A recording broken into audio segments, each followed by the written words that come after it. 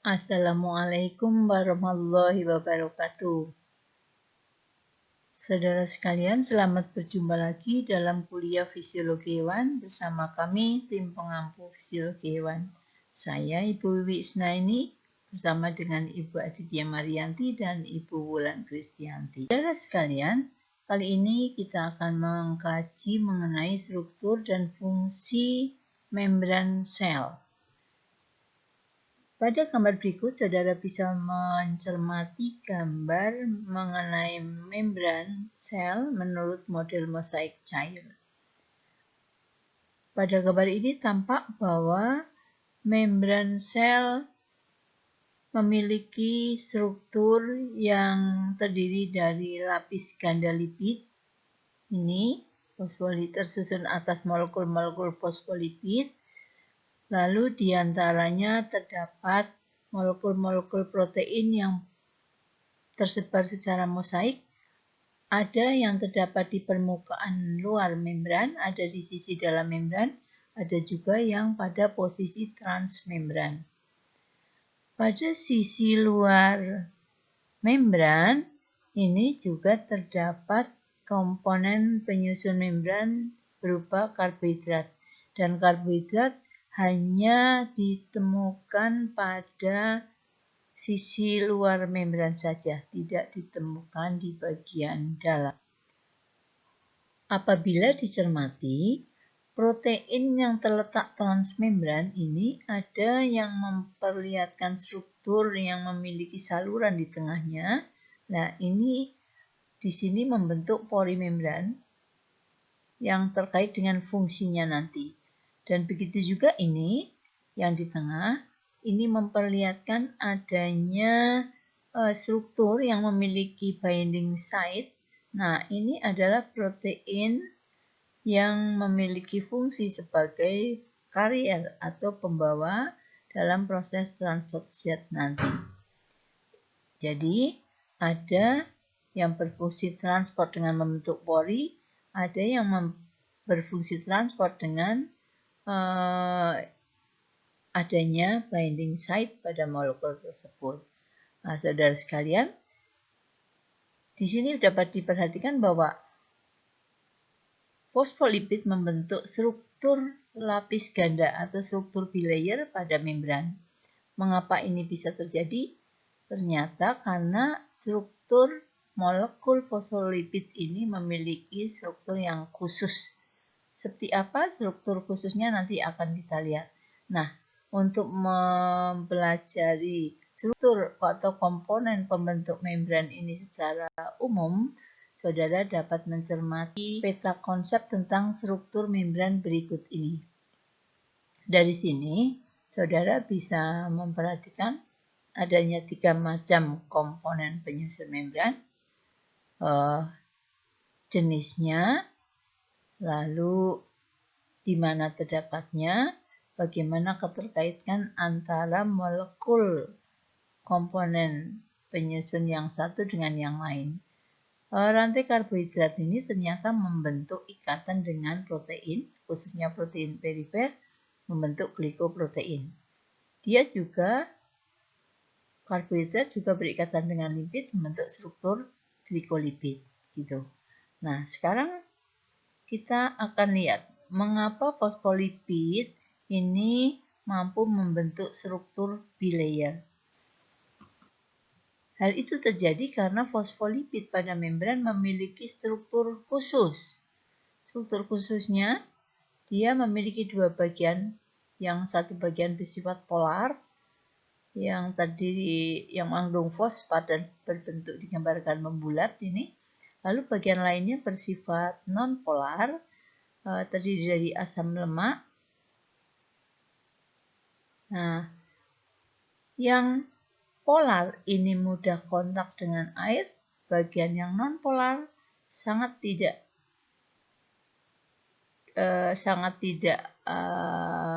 suka untuk bertemu dengan air. Katakanlah takut air gitu ya.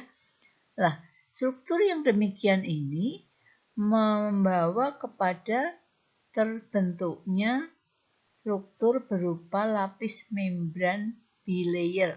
lipid ganda bilayer seperti ini. Karena apa? Bagian ekornya bertemu ekor, lalu yang bagian kepala-kepalanya ini yang bersifat polar akan menghadap ke bagian yang mengandung air.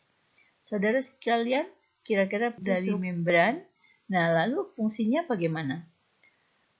Membran yang jelas dia menjadi pembatas antara bagian dalam dan luar sel. Tetapi ada fungsi penting lainnya, yaitu dalam proses transport.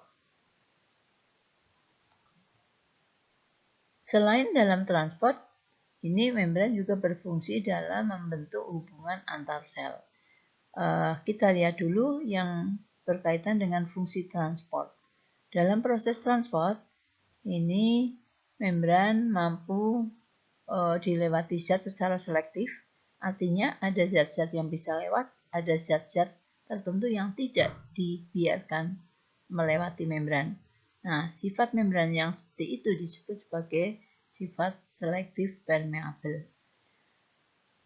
Zat yang dapat diangkut melalui membran bisa berupa zat atau molekul yang berukuran kecil, bisa juga yang berukuran besar. Untuk zat yang berukuran kecil ini ditransport dengan dua cara, bisa dengan transport pasif, bisa juga dengan transport aktif. Transport pasif digunakan untuk mengangkut zat-zat, untuk memindahkan zat dari daerah yang konsentrasinya tinggi menuju ke daerah atau bagian sel yang konsentrasinya lebih rendah. Oleh karena itu, di sini tidak diperlukan bantuan energi untuk memompakannya ke wilayah lain karena perbedaan konsentrasi akan mendorong zat-zat itu bergerak secara pasif dari konsentrasi tinggi ke konsentrasi yang rendah. Kalau transport aktif, ini digunakan untuk mengangkut atau mentransport atau memindahkan zat dari daerah yang konsentrasinya lebih rendah menuju ke daerah atau ke area sel yang konsentrasinya lebih tinggi. Karena melawan gradien konsentrasi, maka proses transport ini membutuhkan bantuan energi yang berasal dari ATP, dan transport ini dinyatakan sebagai proses transport aktif. Ini membutuhkan kofaktor dan membutuhkan energi juga. Nah, untuk transport pasif yang diangkut itu apa? Yang dipindahkan bisa berupa zat terlarut, bisa juga berupa pelarut. Jika yang berpindah itu zat pelarut, maka terjadinya atau peristiwanya berlangsung melalui proses yang disebut proses osmosis ini. Sedangkan proses pengangkutan zat terlarut ini terjadi dengan mekanisme difusi. Difusi ada dua macam, difusi biasa dan difusi terfasilitasi. Difusi biasa digunakan untuk mengangkut, untuk memindahkan zat-zat yang berukuran kecil. Ini biasanya lewat pori membran yang tadi dibentuk oleh protein transmembran apabila zat ini tidak larut lemak. Tapi bila molekul kecil itu larut lemak, maka dia akan bisa menembus lapisan ganda lipid membran itu. Nah, ada masalah. Apabila zat ini tidak larut lemak, berarti tetapi dia larut air, tetapi ukurannya besar, melebihi pori. Bagaimana? Maka untuk mengangkut zat yang seperti ini, yang larut air, tidak larut lemak, tetapi berukuran lebih besar dari pori membran, maka prosesnya membutuhkan proses yang disebut difusi fasilitasi. Oke, jadi perbedaan antara transport pasif dan aktif itu terletak pada arahnya. Kalau aktif melawan gradien konsentrasi dan butuh energi, butuh kotransport. Kalau proses pasif ini tidak membutuhkan semua itu. Jadi prosesnya terjadi secara sederhana karena adanya perbedaan konsentrasi. Nah, fungsi lain dari membran, ini untuk transport molekul kecil. Kalau untuk transport molekul berukuran lebih besar, misalnya ada bakteri masuk ke dalam sel atau ditangkap oleh sel, ini nanti akan masuk ke dalam sel melalui proses endositosis. Nah, kalau partikelnya padat kayak bakteri, masuknya melalui proses fagositosis. Tetapi jika masuk ke dalam sel itu dalam bentuk cairan, maka endositosisnya adalah jenis yang disebut dengan pinositosis. Eksositosis kapan? Eksositosis ini terjadi contohnya manakala sel melakukan sekresi. Saudara sekalian, itu membran plasma terkait dengan fungsinya untuk proses transport. Sekarang kita lihat fungsinya dalam membangun komunikasi antar sel. Ini dilakukan dengan membentuk cell junction atau tautan sel. Nah, tentang tautan sel ini, saudara sudah mempelajarinya di dalam mata kuliah histologi atau struktur jaringan hewan, sehingga nanti tidak banyak dibicarakan di sini. Hanya akan saya tunjukkan saja jenis-jenisnya, ada tight junction, gap junction, dan desmosoma. Sampai di sini sudah bisa dipahami ya saudara sekalian. Nanti bisa dicermati lagi. Mari kita lanjutkan. Setiap sel itu selalu berada dalam suatu lingkungan. Kondisi lingkungan terhadap sel itu bisa bermacam-macam. Ada yang bersifat isotonis, ada yang bersifat hipotonis, ada juga yang bersifat hipertonis. Yang seperti apa medium seperti itu? Medium isotonis itu adalah medium yang konsentrasinya atau tekanan osmotiknya sama atau hampir sama dengan konsentrasi cairan atau tekanan osmotik cairan sel atau cairan tubuh. Dalam hal ini tidak ada perpindahan zat antara sel dan lingkungannya yang bermakna. Jadi dalam keadaan normal. Lalu dalam kondisi hipotonis, ini medium hipotonis itu yang kayak apa? Medium hipotonis adalah medium yang konsentrasinya lebih rendah dibandingkan konsentrasi cairan sel atau cairan tubuh hewan. Kondisi demikian memberi peluang untuk masuknya air ke dalam sel dalam jumlah besar, sehingga menyebabkan sel membesar dan kemungkinan akan menyebabkan lisis. Sedangkan medium hipertonis adalah medium yang konsentrasinya lebih tinggi dari konsentrasi cairan sel. Hal ini menyebabkan sel atau cairan tubuh atau tubuh hewan menjadi terancam dengan adanya peluang air keluar dari tubuh. Jadi air dari sel akan keluar dan hal ini bisa menimbulkan kondisi dehidrasi. Ciri-cirinya selnya mengkerut. Osmosis. Nah, karena yang berlewat itu air, berarti prosesnya disebut proses osmosis tadi ya, di depan sudah kita sebutkan. Dalam osmosis, ini digambarkan pada bagian ini. Ini ada peristiwa osmosis.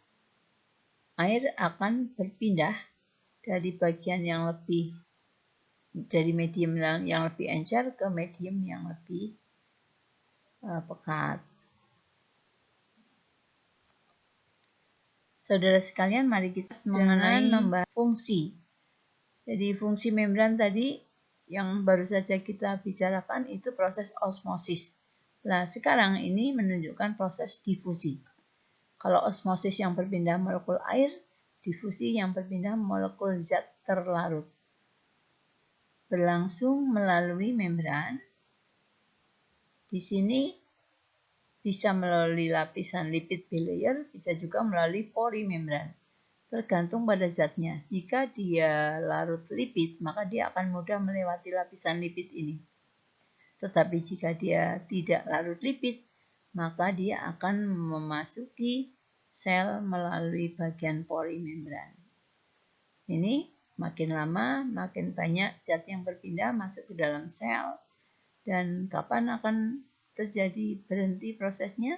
Ketika proses difusi berhenti, ketika sudah terjadi keseimbangan konsentrasi antara di luar dan di dalam sel. Nah, ini proses difusi biasa. Ini yang bagian ini yang di kiri ini memperlihatkan proses difusi biasa, sedangkan yang di kanan ini memperlihatkan proses difusi fasilitasi.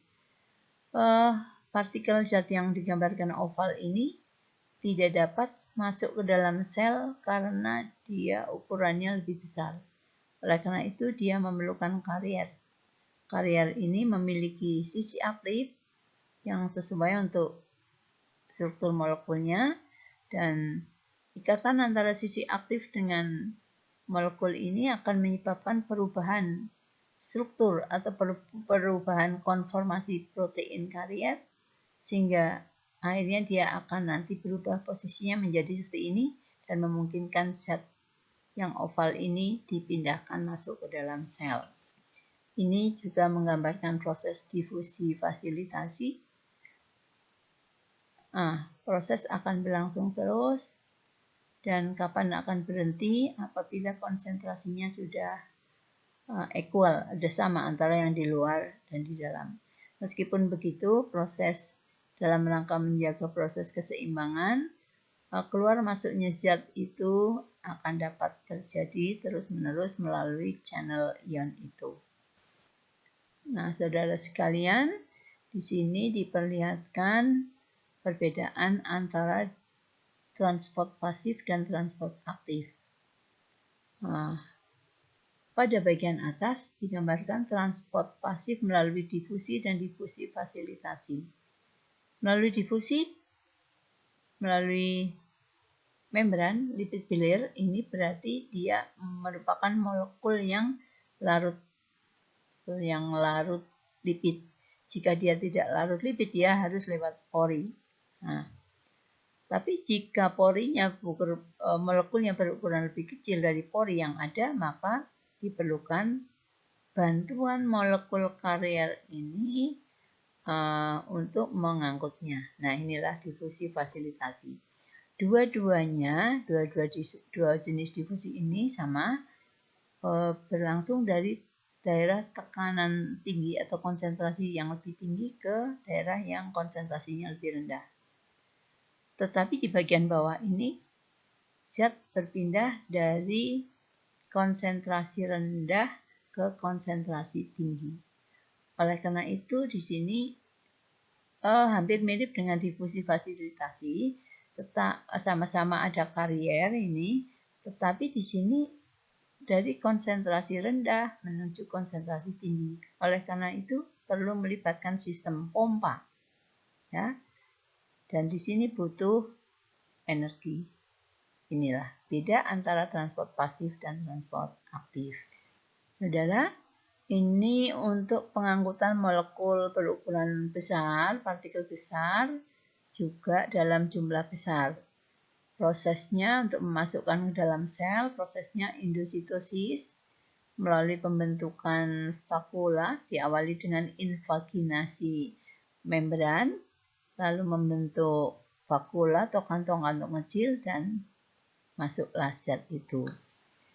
Ini sama endositosis tetapi untuk cairan. Untuk cairan. Nah, prosesnya melalui prosesnya ini disebut pinositosis. Di sini proses eksositosis. Jadi seperti kebalikannya proses endositosis tadi, ya. Nah, ada baik endositosis maupun eksositosis ada kaitannya dengan vesikel dan membran.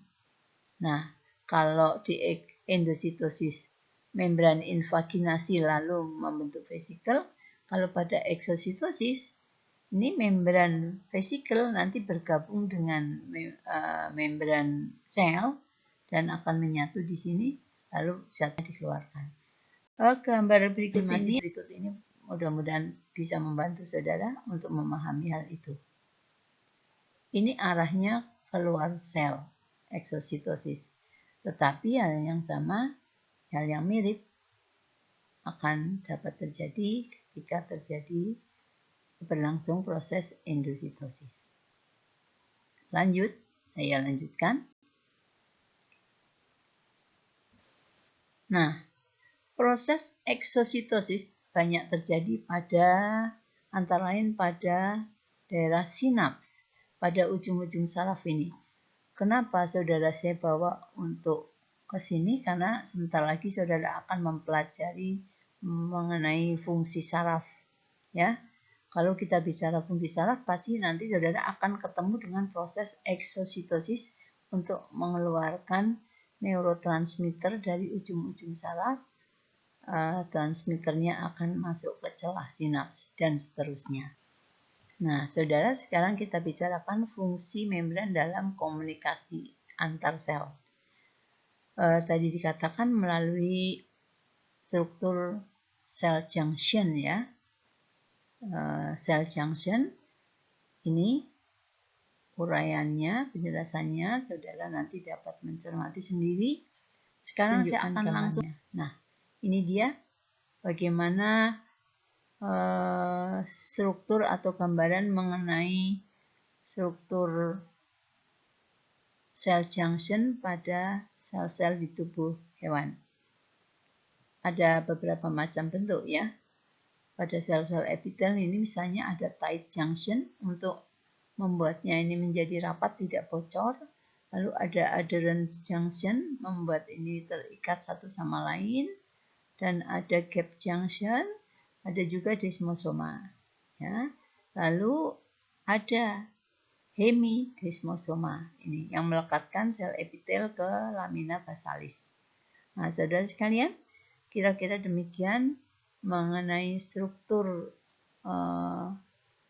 pada membran yang berkaitan dengan komunikasi antar sel. Saudara pelajari lagi ini nanti dari materi kuliah struktur jaringan hewan yang mungkin sudah pernah saudara ikuti beberapa pada semester yang lalu mungkin ya. Saudara sekalian, ada macam-macam